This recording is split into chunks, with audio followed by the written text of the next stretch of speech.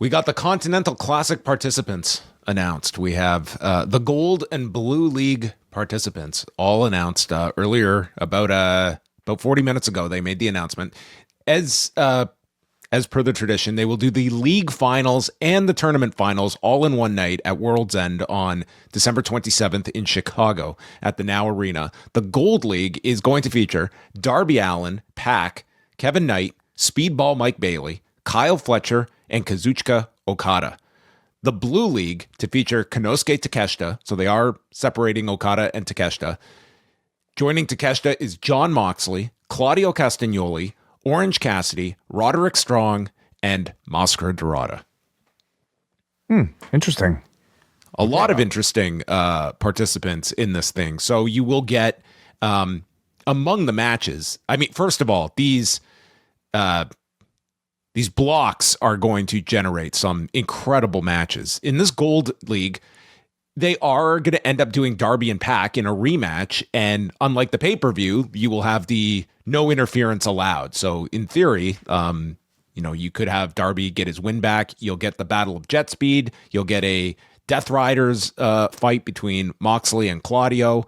And I guess, the overarching story of the tournament is going to be, I would imagine that World's End, you're going to have Takeshita and Okada going into the league finals, and the question being if they will meet in the final at the pay-per-view. Possibly, although it's not necessarily guaranteed. I mean, we know we'll get Okada Takeshita at some point.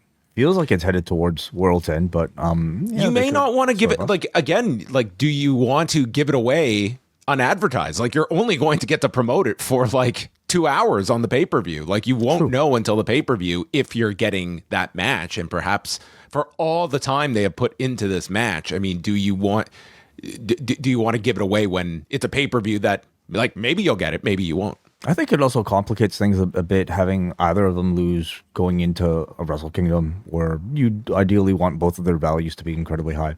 I don't think it's they both can't win the tournament. Someone's got to lose. Yeah, you're right.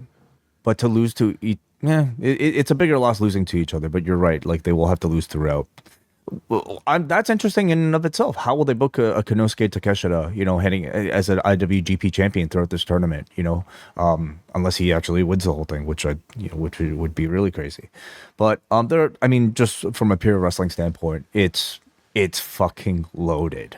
This is as loaded as any of the great G1s. Can you imagine Darby with Speedball, Darby with Kyle Fletcher, Darby with Okada? I think Darby is going to be one of the MVPs of this tournament. I mean, but this is going to be up for grabs. Mascara Dorada with all these guys, Dorada and Takeshita, the three-way they were involved with Okada was a match of the year contender. Dorada with Orange Cassidy.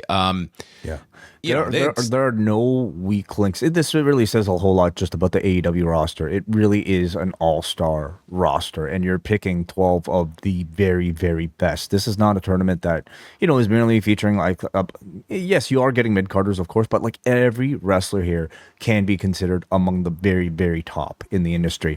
I have to imagine Roderick Strong has taken the place of a Kyle O'Reilly, if O'Reilly was originally supposed to be in this. I read that as more storyline. Listening to Tony Khan's response, I think the post-match attack, I felt that was very much storyline driven. That maybe they got Kyle so hot that they wouldn't want to put him in a tournament where you figure Roderick Strong is going to rack up a bunch of losses here in this Blue League, but we will see. So. Yeah, I mean, it looks like a tremendous lineup. It starts this Wednesday on the Dynamite from Nashville and then continues.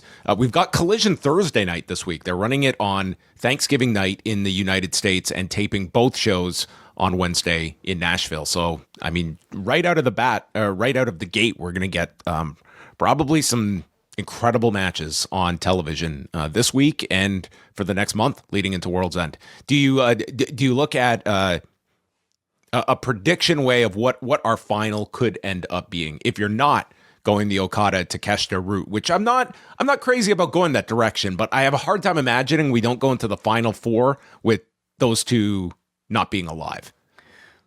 So of the first group, if it's not Okada who's going to be at the very end, which Which would surprise me, honestly. But I think Pac and Kyle Fletcher are both like front runners for guys that are, currently in the position to be like next in line for like a world championship title level push. Pac in his case is, probably going to be the next leader of the Death Riders, taking over for John Moxley. And then Kyle Fletcher just losing the TNT championship, likely on his way towards becoming a world champion level guy too. So I would look at either of those two as potential winners of the gold block. The blue block, Takeshita is always a favorite, of course. And then John Moxley. I would say those two are the favorites, but it almost feels like Takeshita would be a shoo-in, especially with him being IWGP champion.